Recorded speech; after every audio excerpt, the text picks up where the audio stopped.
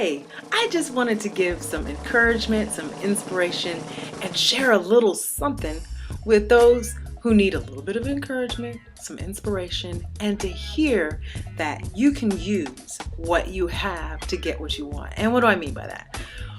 Well, I was thinking over the years I've done a lot of different things. And I wrote a blog about being a jack of all trades or a Jill of all trades and a master of none.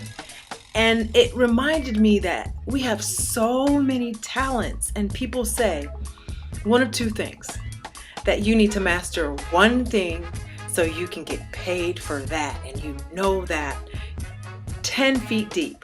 That's fantastic. However, if you know 10 things 3 feet deep, you have a lot more areas that you can cover. If I'm having a conversation with someone who only knows one thing 10 feet deep, I'm probably going to get bored. But if I can talk to someone about many different things on different levels, I'm having a fantastic conversation. So what does that mean? I'll go back to what I said.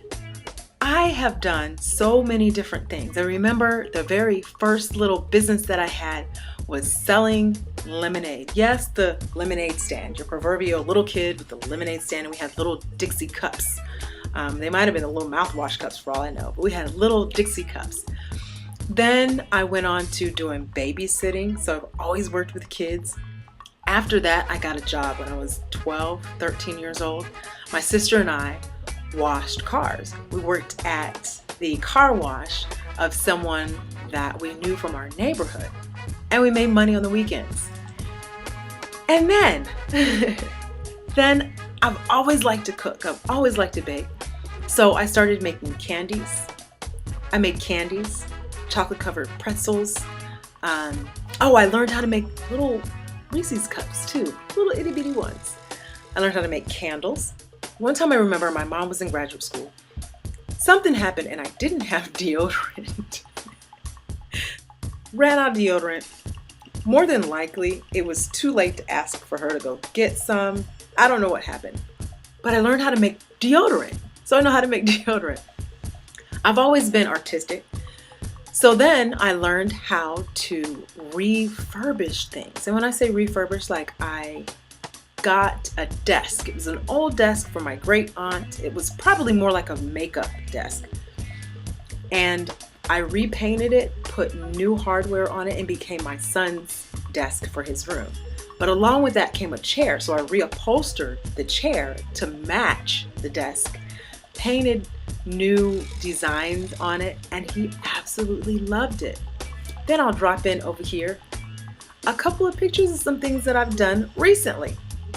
I learned how to redo furniture, and I love doing that kind of stuff. When all those shows came out about redesigning areas in your home and furniture and making all kinds of stuff in your house from things you've already had, I was like, that's what I do. I love to do that. So you'll see the picture over here. I did some bamboo chairs. I bought them for, I think it was no more than $20, and I sold them for $75 for the pair. I would say that was a good job. And then you see my fantastic, love this thing. A small refrigerator that you might have in a dorm. You could put it on your counter, anything like that. I had it in my office when we lived in Ohio. That was one of my prized possessions. But now it's this little bugger. I bought an Army Foot Locker for about $15 and probably put about $8 worth of materials into it, if that.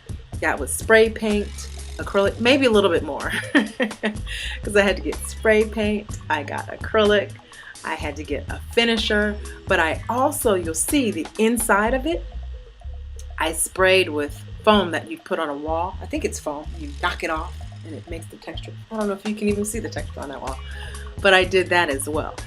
What's my point?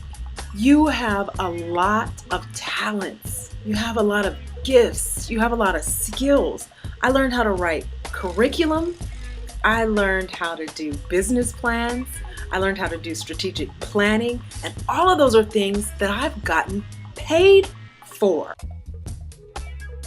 Paid for. To put together webinars, write workshops, workbooks, manuals, all of that. And they're all things that I've gotten paid for. What is my point? We have talents and gifts and passions. And oftentimes we say that we're struggling and we can't get by. We don't know what we're going to do. And we forget that we have our talents and we have gifts and we have passions that you can get paid for. You can get paid for those things. Don't sit on them. Use them. Use them to have the life that you want.